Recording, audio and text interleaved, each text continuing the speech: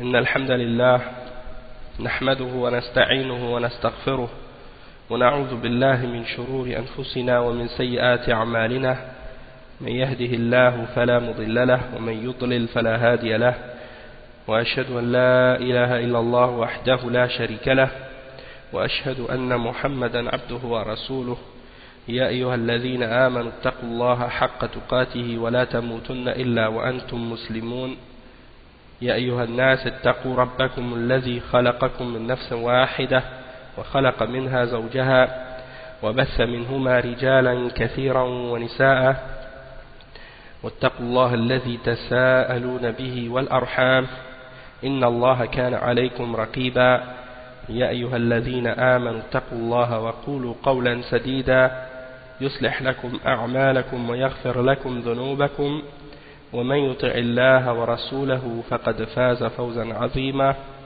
وإن خير الكلام كلام الله وخير الهدي هدي محمد صلى الله عليه وسلم وإن شر الأمور محدثاتها وكل محدثة بدعة وكل بدعة ضلالة وكل ضلالة في النار أما بعد.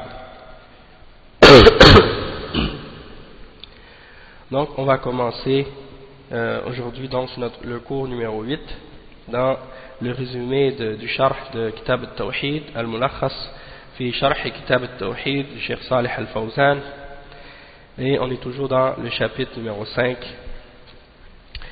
Hier on a expliqué le premier hadith, le premier verset qui est mentionné dans ce chapitre. C'est le chapitre Babun ad-du'a'u ila shahadati an la ilaha illallah, c'est-à-dire l'invitation au témoignage ou à la déclaration de la ilaha illallah. Donc on a lu le premier verset qui est Qul hadhihi sabili ad'u ila Allah ala basiratin ana wa man ittaba'ani wa subhanallahi wa ma ana min al-mushrikin. Et maintenant donc on va passer à l'explication du premier hadith qui est mentionné dans ce chapitre. C'est le hadith rapporté selon Abdullah ibn Abbas radiyallahu anhu, qui mentionne le fait que le prophète Muhammad sallallahu alayhi wa sallam a envoyé Mu'adh ibn Jabal au Yémen pour appeler les gens à l'islam et pour leur expliquer l'islam et pour juger entre eux. Donc le hadith c'est An ibn Abbas anna Rasulallah sallallahu alayhi wa sallam lamma ba'atha Mu'adhan ila al-Yaman qala lahu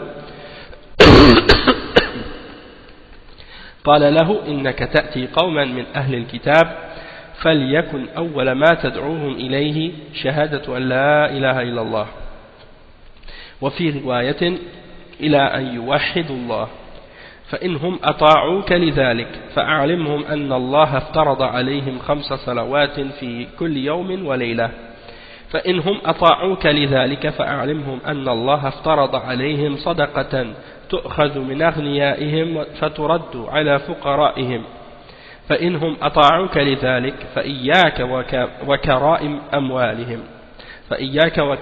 أموالهم واتق دعوة المظلوم فإنه ليس بينها وبين الله حجاب أخرجاه. Donc c'est un hadith qui est rapporté sur Abdullah ibn Abbas et il est rapporté par l'imam al-Bukhari et Muslim dans leur Sahih. Donc c'est un hadith du plus haut degré d'authenticité. Et dans ce hadith,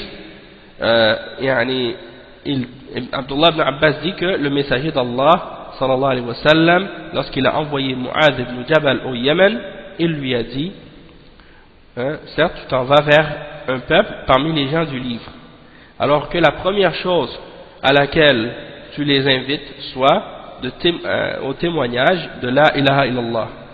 Au fait la première chose à laquelle tu devrais les appeler, ça doit être le fait de témoigner que rien ne mérite d'être adoré excepté Allah.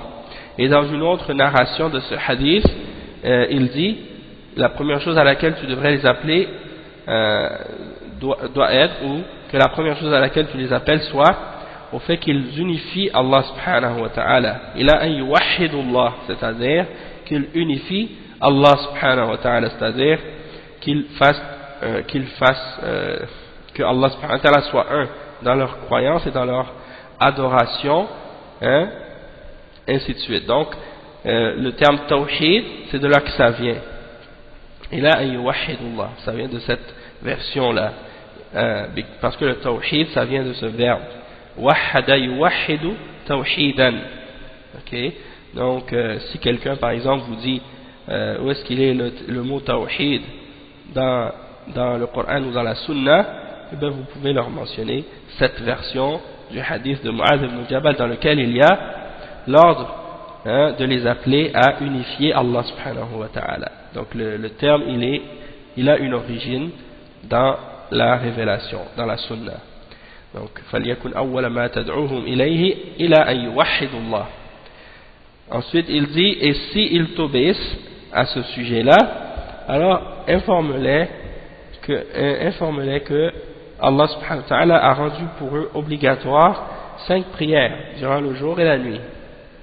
Et s'ils t'obéissent à ce sujet, alors informe-leur que Allah subhanahu wa ta'ala a ordonné ou a rendu obligatoire pour eux une aumône qui est pris des riches d'entre eux pour être remis aux pauvres d'entre eux, c'est-à-dire la zakat. Et s'ils t'obéissent à ce sujet, alors prends garde de prendre le meilleur de leurs biens et crains l'invocation de l'injuste, car il n'y a aucun voile entre cette invocation et Allah. C'est-à-dire, il n'y a aucun voile entre l'invocation de la personne qui est opprimée et Allah subhanahu wa ta'ala. Donc, prends garde de faire de l'injustice. Donc ça c'est le hadith. Ça c'est le hadith, et c'est un hadith très important au sujet justement de la da'wah et du tawhid, et le fait qu'on doit commencer notre da'wah toujours par le tawhid et qu'on doit toujours concentrer notre effort sur l'explication et sur la clarification du tawhid. Donc le Cheikh Al-Fawzan, hafizahullah, il commence à expliquer donc certains mots qui sont mentionnés dans le hadith. Ba'atha Mu'adhan, c'est-à-dire lorsque le prophète sallallahu alayhi wa sallam a envoyé Mu'adh, yani wajjahahu wa arsalahu. Ça c'est des synonymes qui expliquent donc la signification de Ba'atha, yani ça veut dire d'envoyer et d'orienter ou de diriger.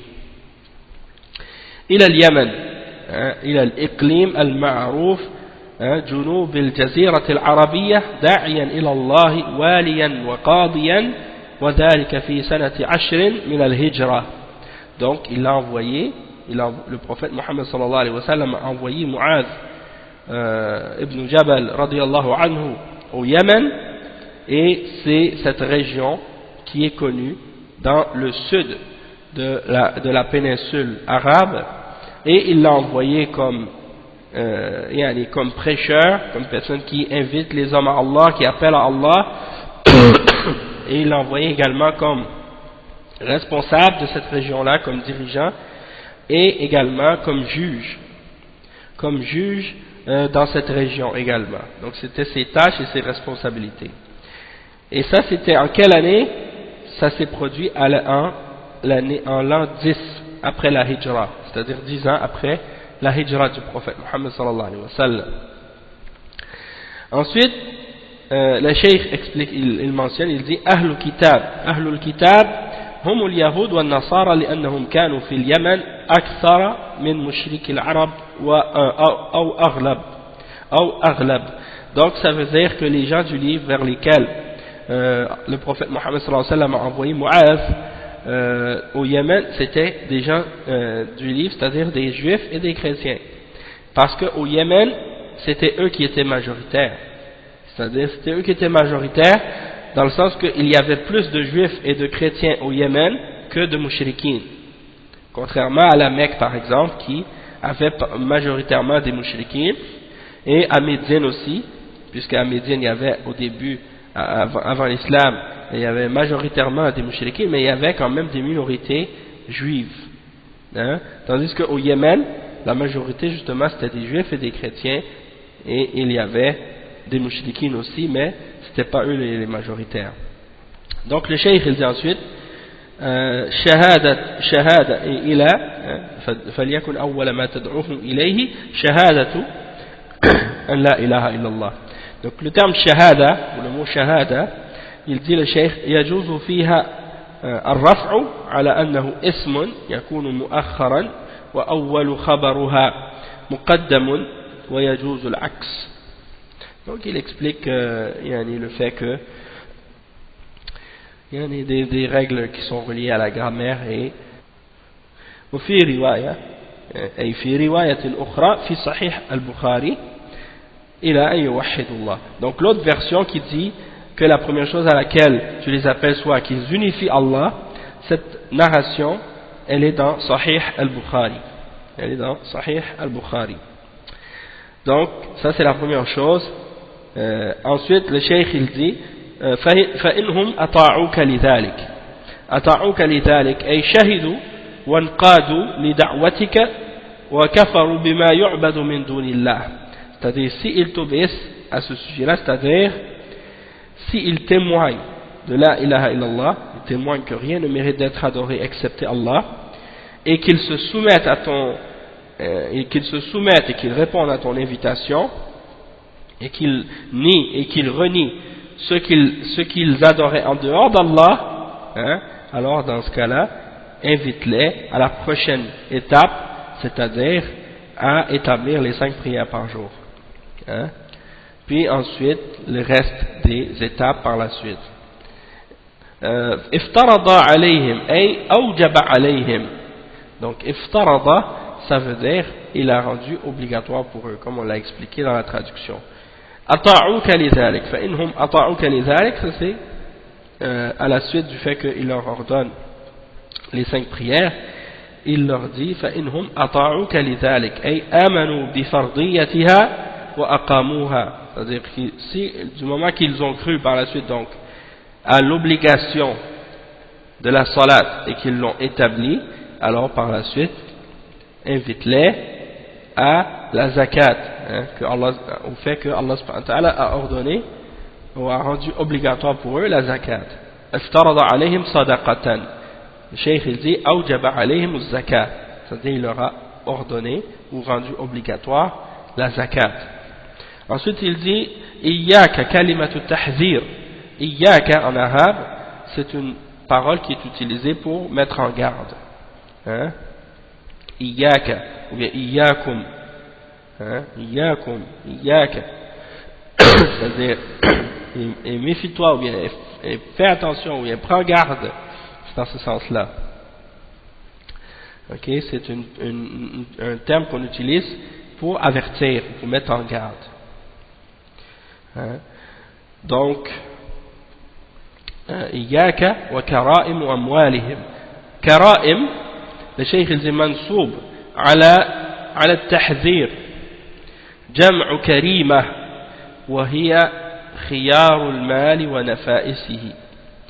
Donc, kara'im, c'est le pluriel de karima, et ce sont les biens qui ont une valeur, les biens précieux, les biens qui ont une valeur, qui sont parmi les meilleurs biens que tu possèdes.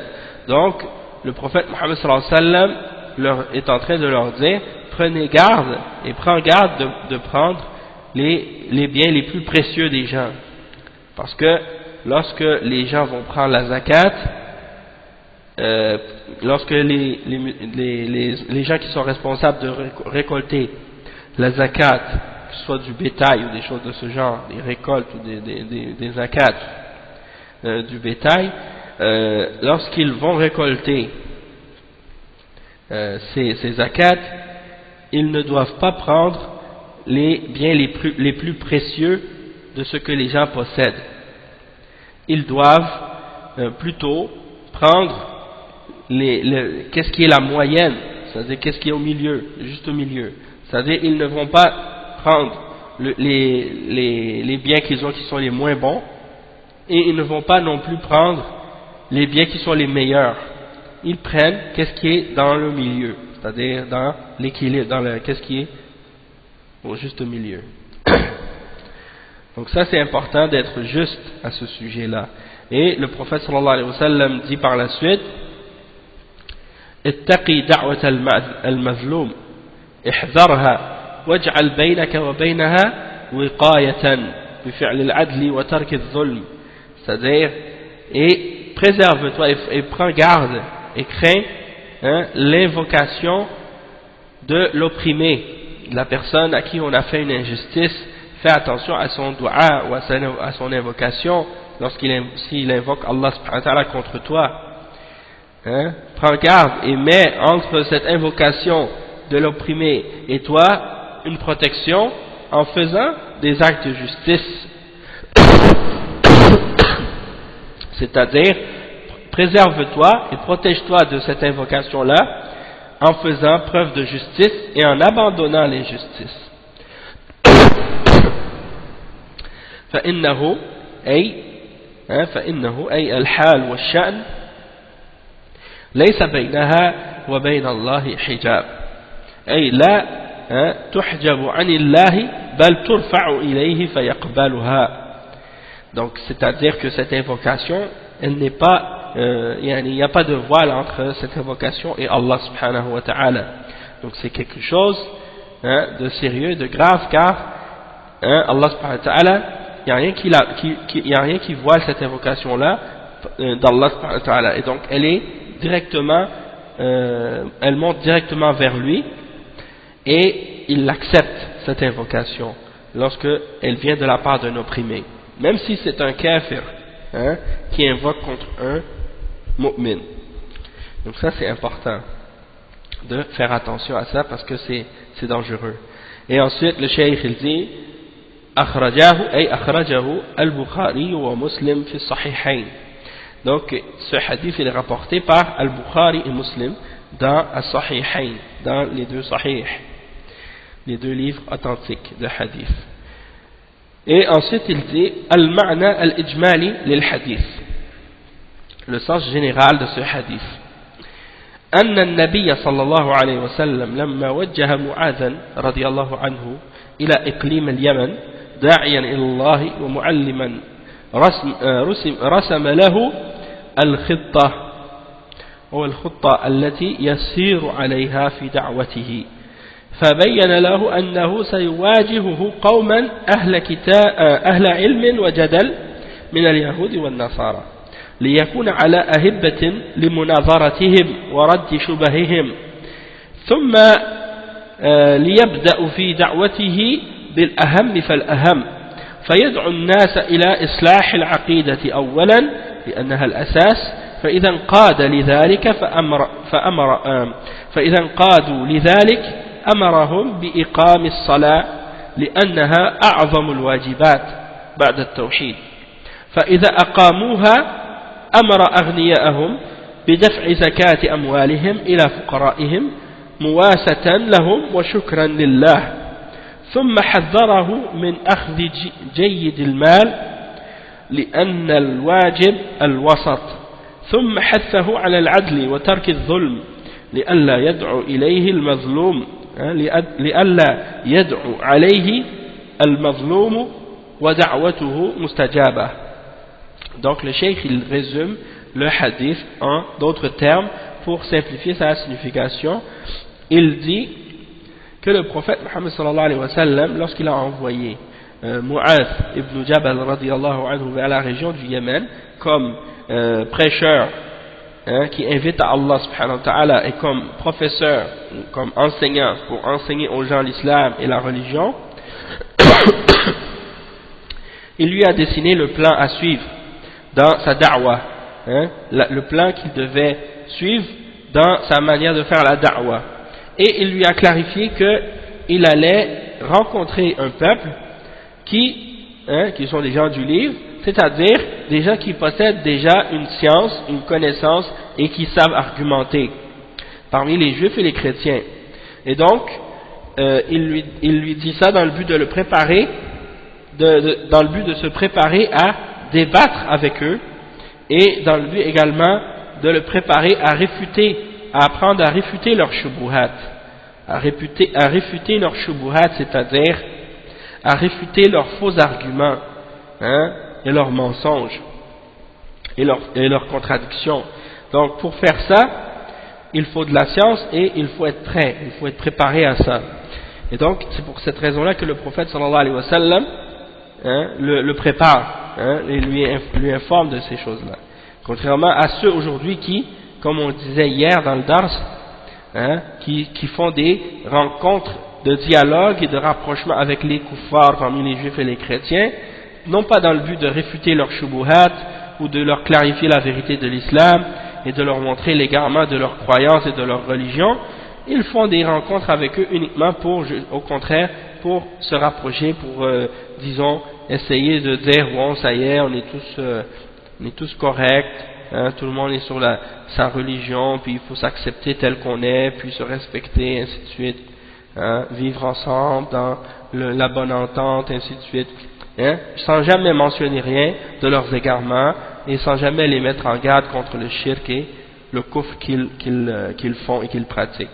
Donc ça c'est contraire à l'exemple de la da'wa que le prophète sallallahu alayhi wa sallam a enseigné aux sahaba, et en particulier l'exemple qu'il a tracé et le plan qu'il a dessiné pour montrer à Mu'adh ibn Jabal comment faire la da'wa et comment inviter les juifs et les chrétiens à l'islam, hein?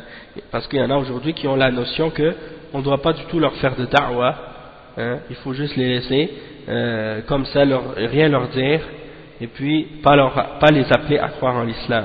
Donc ça c'est bien entendu contraire à la position de qu'est-ce que l'islam nous enseigne réellement. Ensuite le cheikh il dit, et puis il lui a dit ensuite de commencer avec eux en les appelant à ce qui est le plus important en premier, et de descendre graduellement comme ça, ainsi de suite, vers les choses qui suivent, hein? C'est-à-dire de commencer par la correction de leurs croyances, la correction de leur aqidah, pour que ces gens-là soient sur une bonne aqidah, et parce que, bien entendu, la aqidah c'est la base. La aqidah c'est la base. Donc si ces gens-là, qui sont des gens du livre, n'acceptent pas l'islam,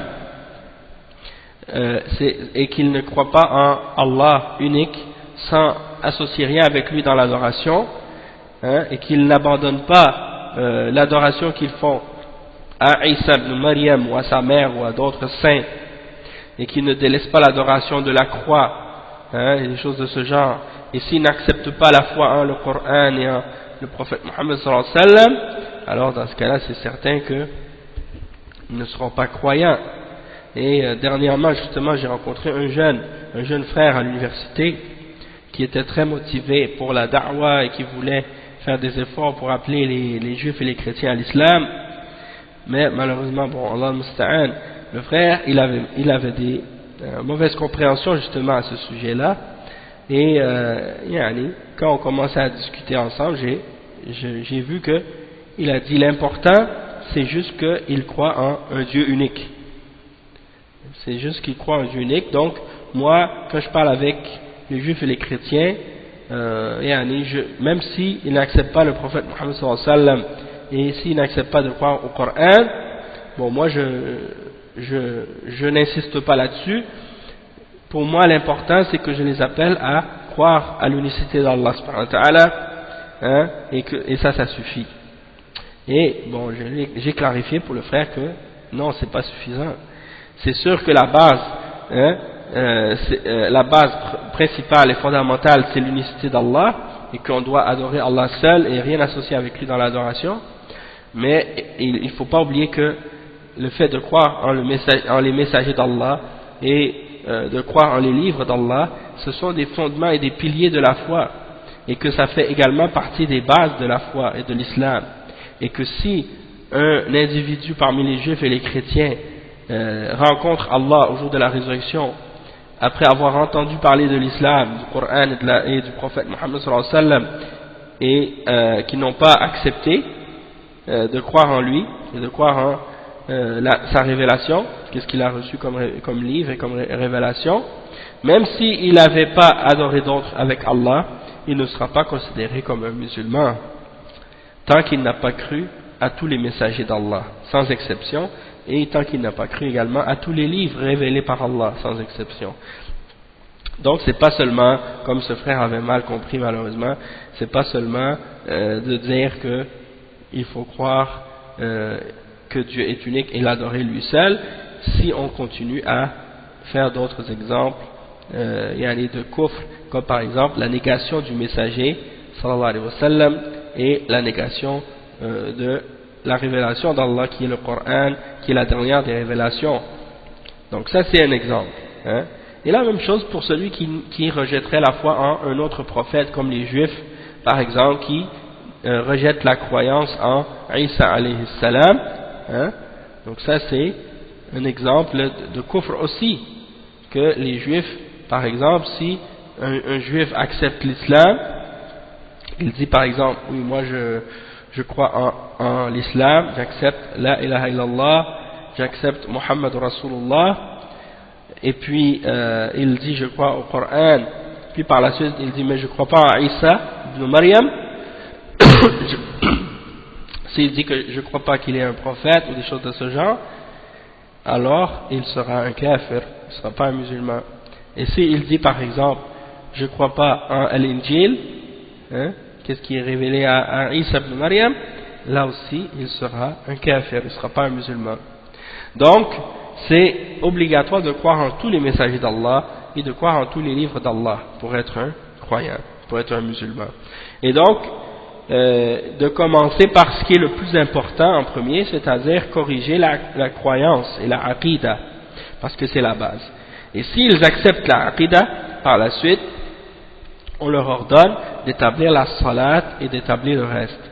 Et ça c'est très important parce que, comme on dit, de commencer par la base.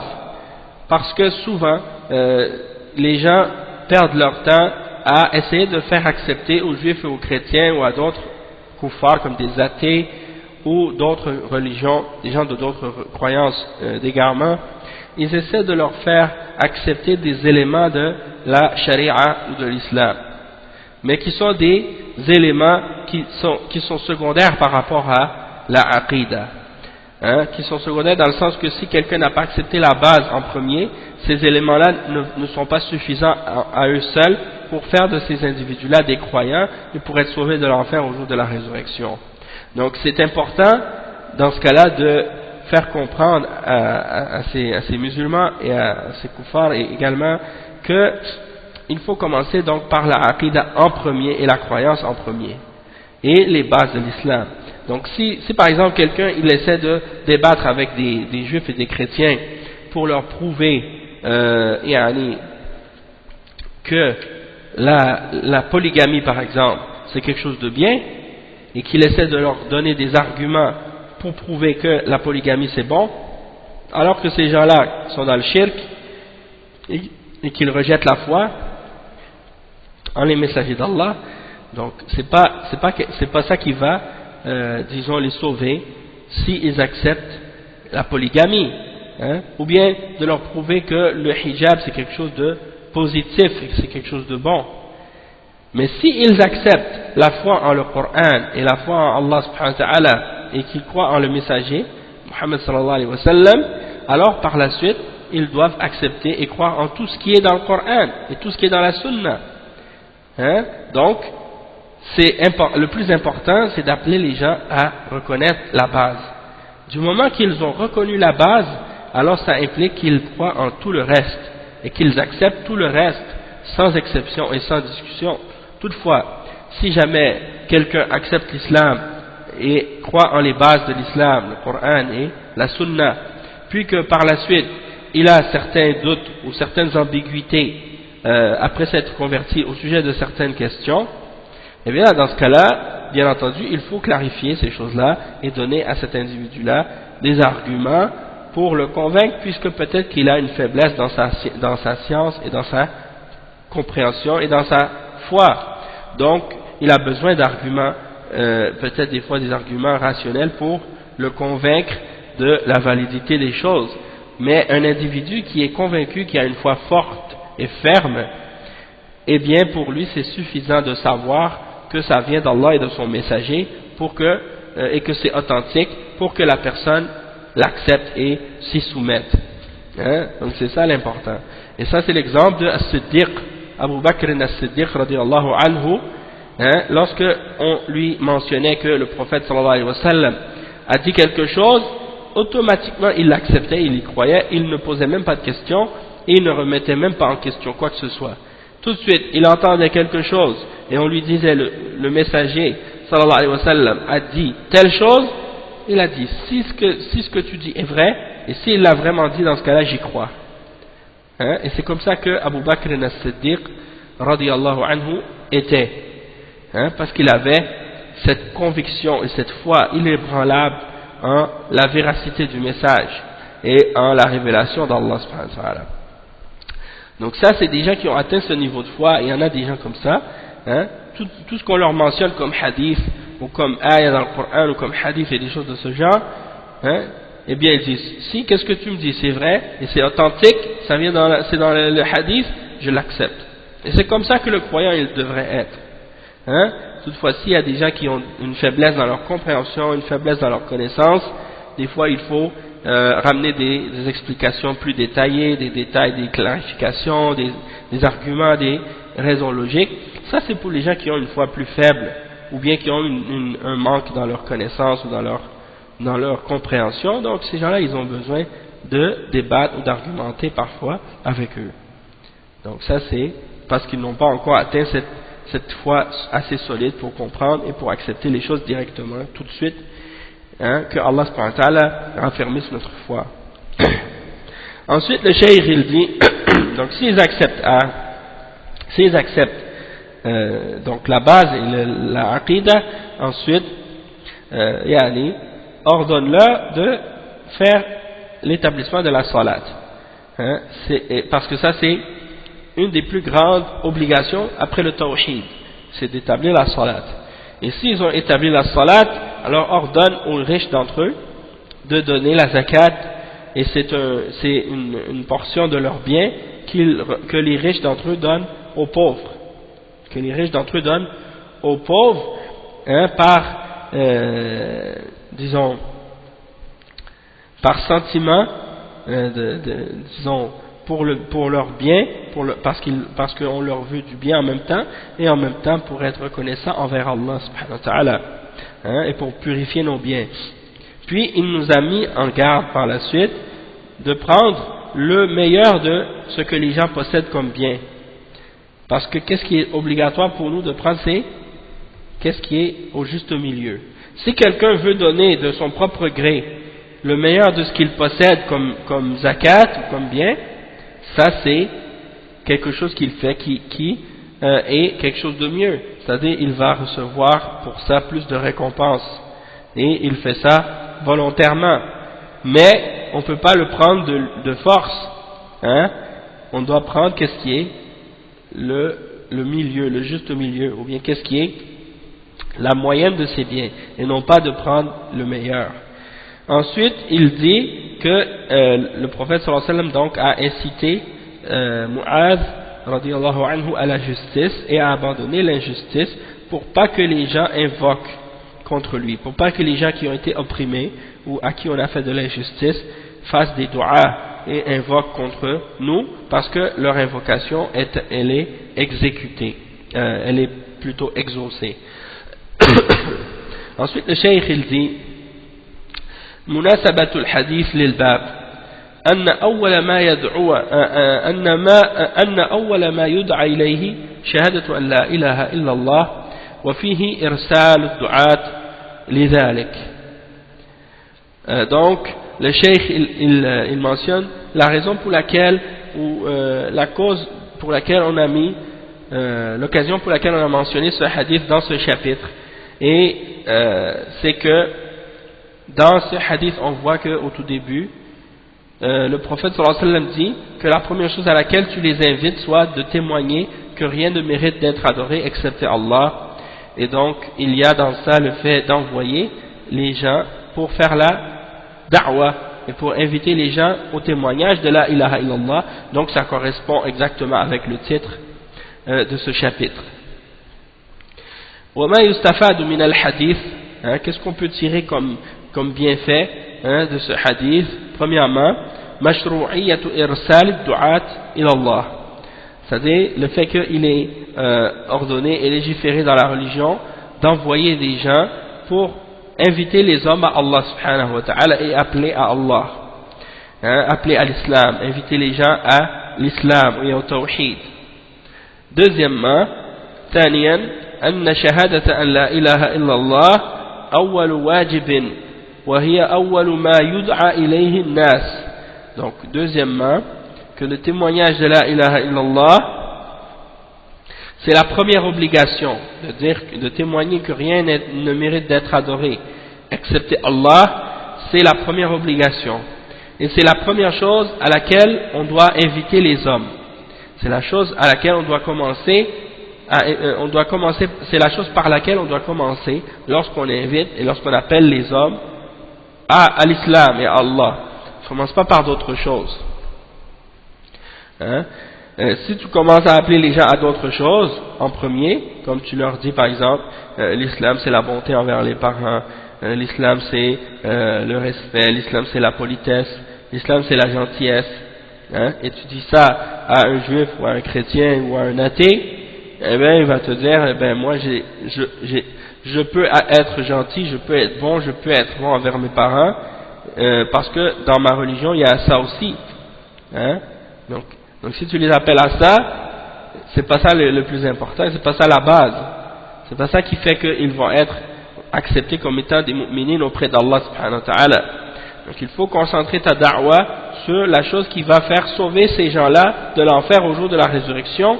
Et c'est quoi cette chose-là? C'est la ilaha illallah, c'est-à-dire qu'ils témoignent et qu'ils déclarent que rien ne mérite d'être adoré excepté leur créateur, excepté Allah subhanahu wa ta'ala, le maître de l'univers, hein?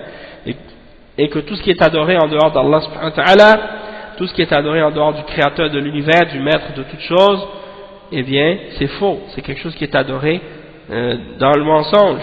Et donc les hommes doivent rejeter ce qui est adoré en dehors d'Allah, hein, s'ils veulent être considérés comme étant des croyants. Le point numéro 3, ثالثا الشيخ dit أن معنى شهادة أن لا إله إلا الله توحيد الله بالعبادة وترك عبادة ما سواه.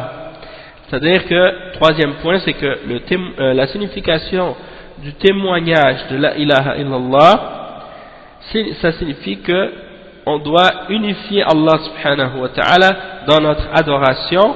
Quand on témoigne de la ilaha illallah, ça veut dire qu'on témoigne que rien ne mérite d'être adoré excepté Allah. Et donc ça c'est le tawhid d'Allah dans l'adoration, d'unifier Allah subhanahu wa ta'ala dans notre adoration et d'abandonner ce qui est adoré en dehors d'Allah subhanahu wa ta'ala par les êtres humains, hein, parmi les différentes choses qui sont adorées par les hommes qui adorent autre que Allah subhanahu wa ta'ala, ou bien qui adorent d'autres avec Allah subhanahu wa ta'ala, des partenaires à Allah dans l'adoration, ou bien des gens qui également ils prient à Allah subhanahu wa ta'ala en prenant des intermédiaires. Donc ils passent par des individus pieux, ou des hommes pieux, ou des prophètes, ou des saints, ou des anges, pour s'adresser à Allah subhanahu wa ta'ala. Donc ils demandent à des hommes pieux ou à des saints de transmettre leurs prières pour eux, ou des choses de ce genre, ou ils sacrifient pour des tombes, ou ils prient à des morts. Tout ça c'est des exemples de choses qui sont en contradiction avec le tawhid. C'est des exemples de shirk et d'association avec Allah subhanahu wa ta'ala. Donc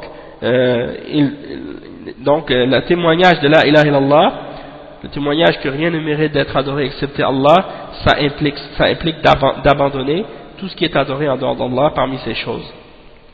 Et le cheikh il donne comme quatrième point أنه لا يحكم بإسلام الكافر إلا بالنطق بالشهادتين. C'est-à-dire qu'on ne peut pas juger de l'islam d'un mécréant, on ne peut pas dire à propos d'un mécréant qu'il est musulman ou qu'il est dans l'islam, excepté s'il a prononcé les deux témoignages, c'est-à-dire le témoignage de la ilaha illallah et de Muhammad Rasulullah, que rien ne mérite d'être adoré excepté Allah et que Muhammad sallallahu alayhi wa sallam est son messager.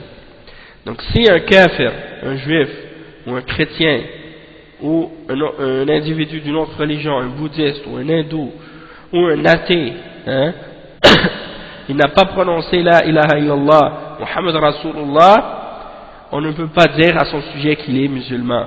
Et donc c'est un kafir tant qu'il n'a pas prononcé le témoignage. Donc des fois il y a des gens qui sautent des étapes On a parfois des gens qui s'intéressent à l'islam, par exemple, et ils viennent à la mosquée, et ils vont fréquenter des musulmans, dans le sens qu'ils vont rester avec des musulmans pendant longtemps, et ils vont commencer même parfois à venir à la mosquée, et parfois même à faire la prière, même des fois à faire le jeûne du Ramadan, sans jamais qu'on leur ait demandé de prononcer le témoignage de la ilaha illallah. Donc ça c'est pas correct, puisque une personne, tant qu'elle n'a pas fait ce témoignage là, même si on voit de sa part que elle est ouverte et qu'elle elle participe à nos adorations, ou qu'elle veut participer à nos adorations, ou bien qu'elle montre un intérêt pour la pratique islamique, il faut inciter cette personne à témoigner de sa foi verbalement, et de prononcer le témoignage de la foi, de dire la ilaha illallah Muhammad Rasulullah, et non pas de se limiter juste à accepter l'approbation physique, dans le sens que la personne elle montre un intérêt, ou qu'elle montre qu'elle accepte certaines choses du fait qu'elle participe avec des musulmans à des activités. Ça ne veut pas dire que la personne est considérée comme un musulman ou une musulmane, hein? Excepté bien entendu dans le cas d'une personne qui est muette, hein? Une personne qui est muette, qui ne peut pas parler, hein? Dans ce cas-là, c'est sûr qu'elle peut témoigner de la ilaha illallah de d'autres manières, soit par écrit ou bien par des signes. Elle peut faire comprendre qu'elle témoigne de la ilaha illallah, même en bougeant ses lèvres, si elle peut. Mais pour une personne qui a la capacité de parler, eh ben, pour elle doit absolument prononcer le témoignage de la ilaha illallah. Elle ne peut pas juste se satisfaire de dire que elle fait la prière ou elle fait le jeûne. Et ça, c'est le malheur de certaines associations ou certaines organisations aujourd'hui, parmi les groupes des Ikhwan ou d'autres tendances qui organisent par exemple des jours l'iftar de l'amitié, ou qu'est-ce qu'ils appellent l'iftar de l'amitié, quand c'est le Ramadan, ou bien des choses de ce genre. Ils invitent les kuffars à venir jeûner une journée ou une partie de la journée et à briser le jeûne avec eux, pour partager un peu disons l'atmosphère du Ramadan avec les musulmans, les choses de ce genre. Et ça c'est pas islamique. Et le prophète sallallahu alayhi wa sallam n'a jamais fait ça. C'est-à-dire, il n'a jamais dit aux mouchriquines et aux kuffars, venez avec nous jeûner une journée ou une partie de la journée, puis vous allez briser le jeûne avec nous pour voir qu'est-ce que c'est un peu le jeûne du Ramadan. Appelez-les à l'islam, appelez-les à la ilaha illallah. Pourquoi vous les appelez à faire l'iftar, hein, ou à faire une partie de jeûne de la journée ou toute la journée ou des choses de ce genre? Ça signifie pas que cette personne-là elle accepte l'islam. Il y a même des kuffars qui font des jeûnes de la faim, pas des jeûnes, des grèves de la faim. Ils font des grèves de la faim pour manifester contre des choses ou pour dénoncer des choses dans la société. Est-ce que ça veut dire qu'ils sont musulmans? Non, parce que ça n'a pas rapport avec la foi. Ils font pas ça basé sur le tawhid et sur la foi en la ilaha illallah. Donc cette action-là ne sera pas acceptée de leur part. Et donc c'est pour ça qu'il faut concentrer la da'wah sur les bases avant de parler de d'autres choses. Le cheikh il dit ensuite comme point numéro 5, أن الإنسان قد يكون قارئا قد يكون قارئا عالما وهو لا يعرف معنى لا إله إلا الله أو يعرفه ولا يعمل به كحال أهل الكتاب. Le cheikh il dit qu'il est bien possible qu'un individu soit instruite et qu'elle soit savante dans plusieurs choses, toutefois qu'elle ignore la signification de la ilaha illallah. Ou bien il est possible qu'elle connaisse la ilaha illallah et sa signification, toutefois qu'elle ne l'applique pas dans ses pratiques. Elle fait le contraire dans sa pratique, comme c'est le cas des gens du livre, qui ont une connaissance des principes de la religion et qui ont la mention de l'unicité d'Allah dans leurs livres, elle est présente. Le tawhid, il est présent dans leurs livres. L'interdiction du shirk, il est présent dans leurs livres. Même dans leur livre qui est falsifié aujourd'hui et qui possède toutes sortes de mensonges et de changements dedans, malgré tout, il y a encore la mention que le shirk est interdit et qu'ils sont ordonnés d'adorer Allah seul. Ça existe encore aujourd'hui dans leurs livres qu'ils ont entre leurs deux mains. Malgré tout, ils ne le pratiquent pas, le tawhid. Ils contredisent le tawhid. Pourquoi? Parce qu'ils ont dévié dans la religion, ils ont déformé le sens de la religion. Ils ont interprété la religion d'une manière à satisfaire leurs passions et leurs désirs. Et ça, c'est des choses que n'importe quel converti à l'islam est capable de vous confirmer. Et moi-même, personnellement, j'ai vécu ces choses-là. Je me rappelle même avant l'islam, d'avoir eu des discussions avec des chrétiens parmi les prêtres, catholiques et autres, et de leur demander comment ils pouvaient justifier ou accepter le fait que dans les églises on mette des statues, des croix, des images, des icônes et des choses de ce genre, et que le premier commandement parmi les 10 commandements qui sont mentionnés dans l'Ancien Testament soit le fait qu'on doit adorer Dieu seul et qu'on ne doit faire aucune représentation de ce qui est dans les cieux, sur la terre et dans la mer, parmi les êtres vivants, de faire des représentations de ces choses-là. Comme dans l'islam, l'islam nous interdit de faire des images, de faire des photos, de faire des statues d'êtres humains ou d'animaux, des choses qui sont vivants. L'islam interdit ça. Et ça, c'est quelque chose qui est présent même chez les juifs et les chrétiens. Mais ils contredisent ces choses-là. Il n'y a pas une maison de chrétiens que tu rentres, excepté que tu vas trouver une croix, ou que tu vas trouver une statue, ou que tu vas trouver des bibelots, ou des images de saints, ou des icônes. Toutes ces choses-là sont interdites, même dans leurs livres aujourd'hui. Mais, comme on dit, ils suivent leur passion. Parce que l'excuse que le prêtre m'avait dit, l'excuse que le prêtre m'a donnée, pour justifier ça, c'est quoi? C'est qu'il a dit qu'à l'époque de l'interdiction de ces choses-là, les gens, ils étaient primitifs, ils n'avaient pas compris, ils n'étaient pas évolués, donc ils prenaient des idoles et des statues pour les adorer. Mais à l'époque, aujourd'hui, les gens sont évolués, les gens sont plus intelligents, les gens ont une meilleure compréhension, et c'est pour cette raison-là qu'aujourd'hui, on n'applique plus ces règles-là, et donc on peut faire des statues, on peut faire des photos, on peut faire des images, il n'y a pas de problème.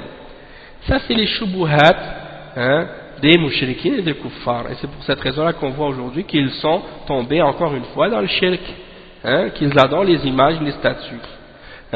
Et c'est pour ça qu'aujourd'hui, quand vous voyez des musulmans qui vous disent non, il n'y a pas de mal dans les photos, il n'y a pas de mal dans les statues et tout, eh bien c'est des gens en fait qui sont inconscients du danger et qui prennent les choses à la légère et qui ne réalisent pas la gravité de la question et du sujet.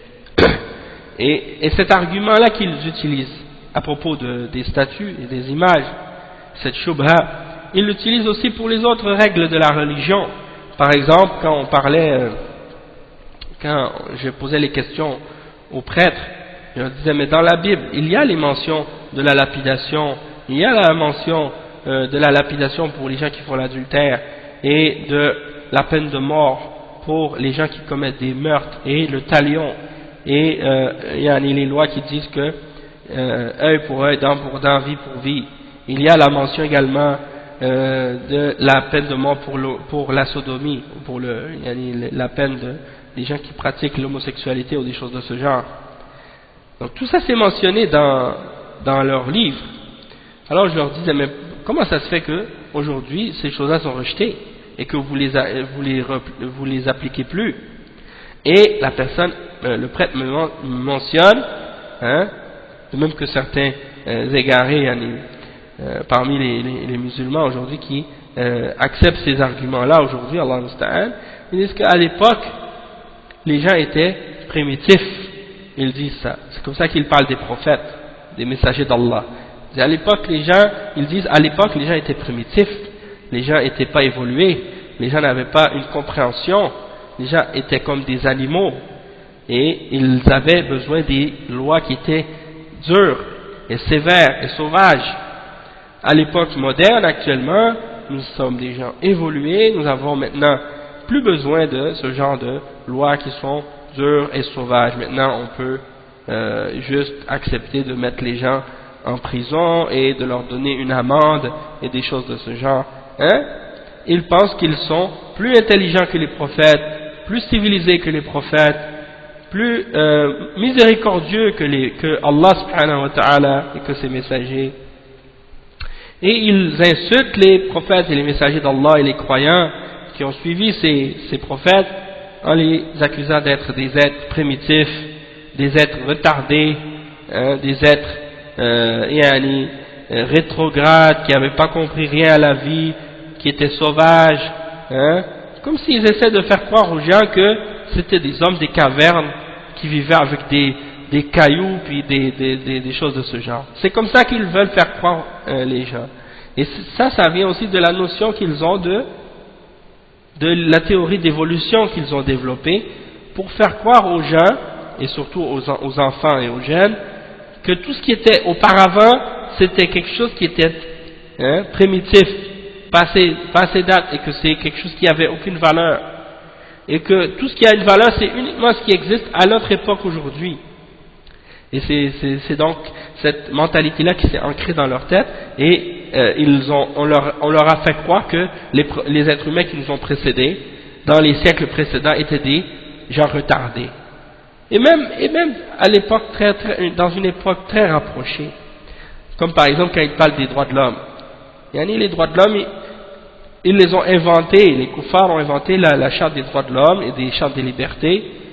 Ça fait même pas plus que 100 ans ou 200 ans, pas plus que ça. Ils ont commencé à écrire des chartes comme ça. Donc, ça veut dire quoi? Peut-être s'il y en a qui reculent peut-être à 1700 en Angleterre et des trucs comme ça. Avant ça, quoi? Avant ça, il y avait quoi? Quand ils disaient, dans les années 50, les femmes n'avaient pas le droit de voter ou je sais pas quoi. Aujourd'hui, comme si aujourd'hui, ça y est, on a le droit de voter. Ça veut dire les gens avant ça, ils étaient tous des singes, des primitifs, ils comprenaient rien à la vie.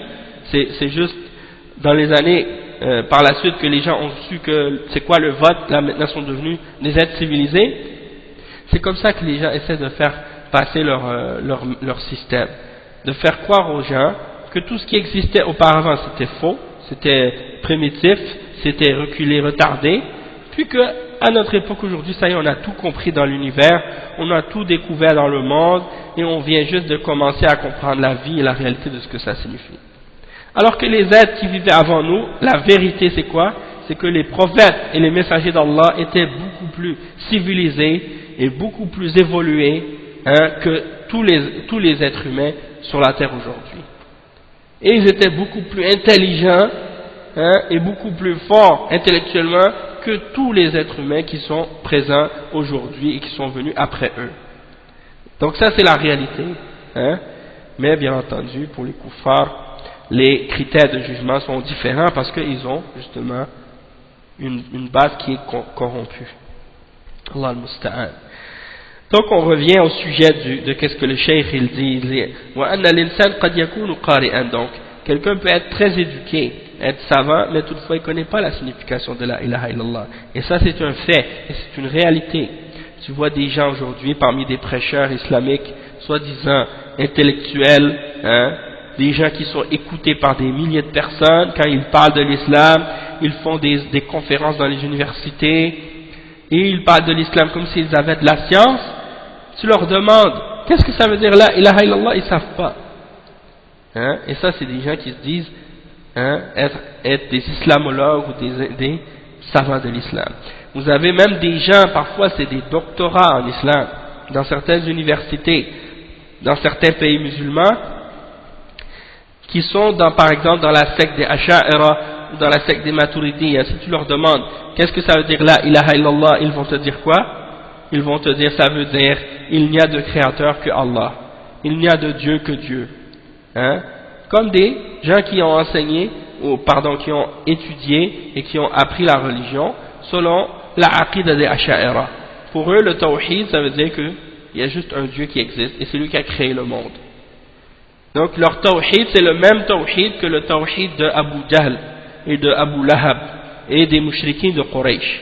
Il n'y a aucune distinction entre leur compréhension du tawhid et le tawhid de Quraysh et de Abu Jahl et de Abu Lahab et de ceux qui ont adoré les idoles à l'époque du prophète Mohammed sallallahu alayhi wa sallam. Puisque même à leur époque, les mouchriquins de Quraysh, ils savaient que Allah c'est le créateur, et Allah c'est le seul maître de l'univers, et c'est lui qui a tout créé. Ils reniaient pas ça, et Allah subhanahu wa ta'ala il le dit dans le Coran, وَلَئِنْ سَأَلْتَهُمْ مَنْ خَلَقَهُمْ مَنْ خَلَقَ السَّمَاوَاتِ وَالْأَرْضِ لَا يَقُولُنَّ اللَّهِ. Si tu leur demandes qui les a créés, ils diront Allah. Si tu leur demandes qui a créé les cieux et la terre, ils diront Allah. Donc ils savaient ça. Donc il y a des gens aujourd'hui qui se disent islamologues ou savants de l'islam, qui enseignent dans des grandes universités, même parfois qui sont considérés ou appelés, ou à qui on donne le titre de mufti dans certains pays, parmi les pays musulmans. Si tu leur demandes qu'est-ce que ça signifie la ilaha illallah, ils te disent la khaliqa illallah, ou bien ils te disent pire que ça encore, la mawjouda illallah.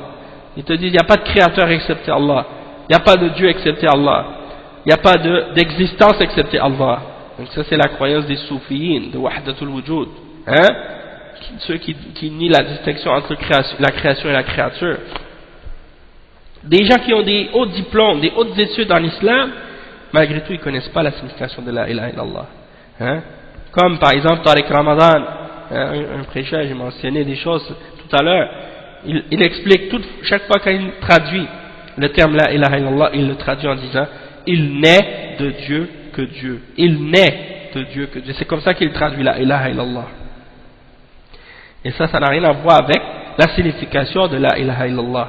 Et juste vendredi passé, Allah je suis allé dans une mosquée faire la Jumu'ah, et quand l'imam a traduit le shahada en anglais, quand il traduisait la khutbah, il a dit there is no God but Allah. There is no God but Allah, hein, des choses comme ça. No God but God. Il n'y a pas de Dieu excepté Dieu. Et c'est pas ça que ça signifie la ilaha illallah. Et le fait de mal comprendre justement ce que signifie la ilaha illallah, ça fait en sorte qu'on ne sait pas comment l'expliquer.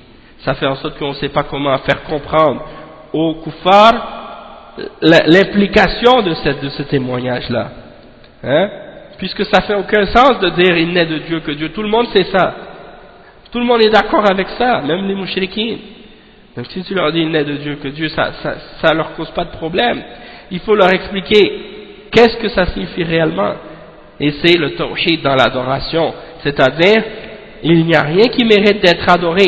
Parmi les choses que vous adorez en dehors d'Allah, toutes ces choses-là sont fausses.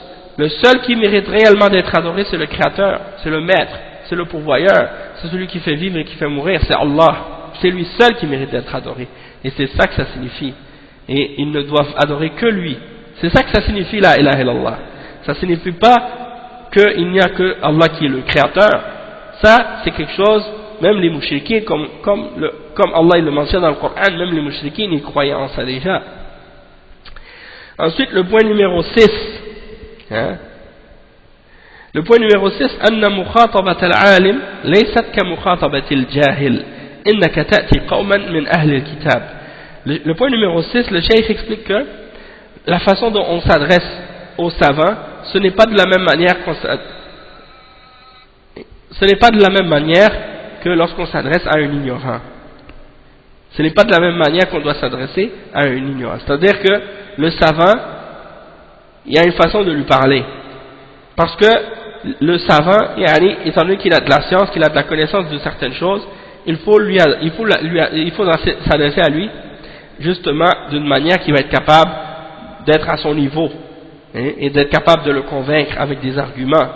Tu ne peux pas adresser le savant et parler avec lui de la même manière que tu vas parler avec un individu qui n'est pas éduqué, hein, et qui n'a pas de connaissance. Et souvent, et ça c'est une chose qu'on a remarqué, en tout cas moi personnellement je l'ai remarqué, que lorsque tu fais la da'wa à un ignorant, parfois c'est plus difficile que de faire la da'wa à une personne qui est instruite et qui a de la connaissance. Quand tu fais la da'wa à un individu parmi les chrétiens ou les juifs ou les autres kuffars qui est ignorant, parfois c'est très difficile de le convaincre parce qu'il connaît rien, il connaît même pas sa propre religion. Toi tu es en train de lui expliquer des choses, il ne sait même pas de quoi tu parles, ou bien il sait de quoi tu parles mais il mélange avec qu'est-ce qu'il a appris sa connaissance propre à lui, elle est même pas correcte. Donc il mélange tout, il n'arrive pas à saisir ou à comprendre qu'est-ce que tu veux lui expliquer, et les bases il les possède pas, donc il est mélangé.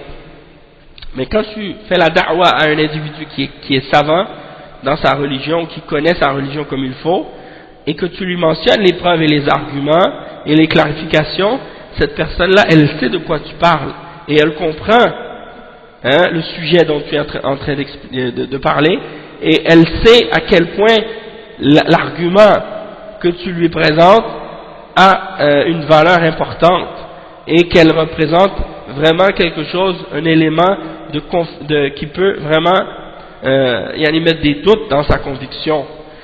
Et donc c'est pour cette raison-là que lorsque tu lui parles et que tu lui montres les preuves, cette personne-là est bien plus proche de l'islam, à accepter l'islam, que l'individu qui est totalement ignorant.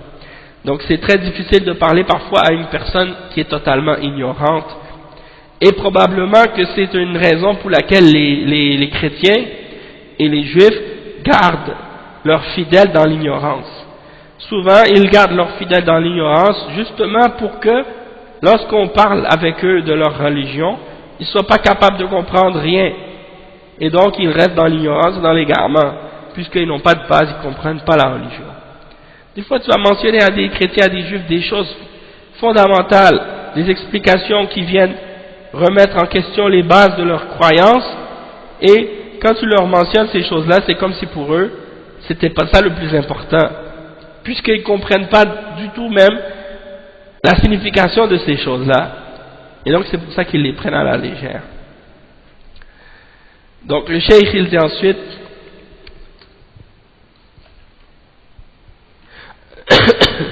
le cheikh il dit ensuite donc c'est ça, il faut s'adresser aux savants d'une manière qui convient à son statut, à son niveau, et ça c'est prouvé par le fait que le prophète sallallahu alayhi wa sallam a mis en garde ou a averti Mu'adh ibn Jabal radiyallahu anhu qu'il s'adressait à des gens du livre. Donc ce sont des gens qui ont de la science, qui ont une connaissance. Le point numéro 7, التنبيه على أنه ينبغي للإنسان خصوصا الداعية أن يكون على بصيرة من دينه ليتخلص من شبهات المشبهين وذلك بطلب العلم. Le cheikh il mentionne dans le point numéro 7 que il y a dans ce hadith un avertissement sur le fait que il est nécessaire à quelqu'un qui veut faire la da'wa et qui veut parler ou s'adresser à des kuffars ou les appeler à l'islam, donc les gens qui font la da'wa, il est nécessaire donc que ces individus-là possèdent de la connaissance de la religion et qu'ils possèdent les preuves qui les aident à distinguer entre la vérité et le faux, pour qu'ils soient capables de les débarrasser des shubuhat et de se débarrasser eux-mêmes même des shubuhat, des gens qui jettent des shubuhat et des ambiguïtés et des doutes. Et la manière de se débarrasser de ces genres d'ambiguïtés-là, et la manière de posséder donc cette science également, pour être capable de faire une da'wa qui est effective, c'est de chercher la science de la religion et de faire talabul ilm. Le point numéro 8, أن الصلاة أعظم الواجبات بعد الشهادتين. Donc il y a également dans ce hadith la preuve que une des plus grandes obligations après les deux témoignages, après le fait de dire la ilaha illallah Muhammad Rasulullah, c'est le fait d'établir la salat. Le point numéro 9, c'est que le cheikh il dit أن الزكاة أوجب الأركان بعد الصلاة. La zakat, c'est une des obligations ou un des piliers les plus obligatoires après la salat. عاشرا بيان مصرف من مصارف الزكاة وهم الفقراء وجواز الاقتصار عليه. Donc le cheikh explique que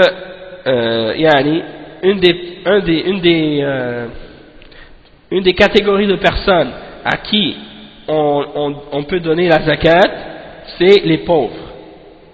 Ce sont les pauvres. Parce qu'on sait que la zakat peut être payée ou peut être donnée à différentes catégories de personnes qui sont mentionnées dans Surat At-Tawbah, dans le verset qui mentionne les différentes personnes qui méritent ou qui peuvent recevoir de la zakat. Et que Allah subhanahu wa ta'ala, donc il commence par mentionner les pauvres. Et dans ce hadith également on mentionne les pauvres en premier, et on ne mentionne que les pauvres dans ce hadith pour dire qu'il est permis de se limiter uniquement aux pauvres pour la zakat. Ensuite le cheikh il mentionne le point numéro 11. Il dit وأنه لا يجوز أخذ الزكاة من جيد المال إلا برضا صاحبه. Le point numéro 11, c'est que il n'est pas permis de prendre le meilleur des biens comme zakat lorsqu'on va récolter la zakat chez les gens, excepté si la personne elle est satisfaite de ça et qu'elle accepte de donner ce qui est meilleur d'entre ses biens. Ensuite, le point numéro 11, التحذير من الظلم وأن دعوة المظلوم مستجابة ولو كان عاصيا. C'est-à-dire de mettre en garde contre l'injustice et que l'invocation de l'opprimé elle est exaucée par Allah subhanahu wa ta'ala, même si cet individu-là est une personne qui désobéit à Allah subhanahu wa ta'ala. Donc ça c'est très important de le comprendre, tous ces points-là sont très importants, et ce hadith il était vraiment important de l'expliquer clairement et de prendre du temps pour l'expliquer. Donc on va s'arrêter ici pour aujourd'hui, Inch'Allah, et on continuera le cours samedi prochain, bi'ithnillah. سبحانك اللهم وبحمدك أشهد أن لا إله إلا أنت أستغفرك وأتوب إليك. بارك الله فيكم وجزاكم الله خيرا والسلام عليكم ورحمة الله وبركاته.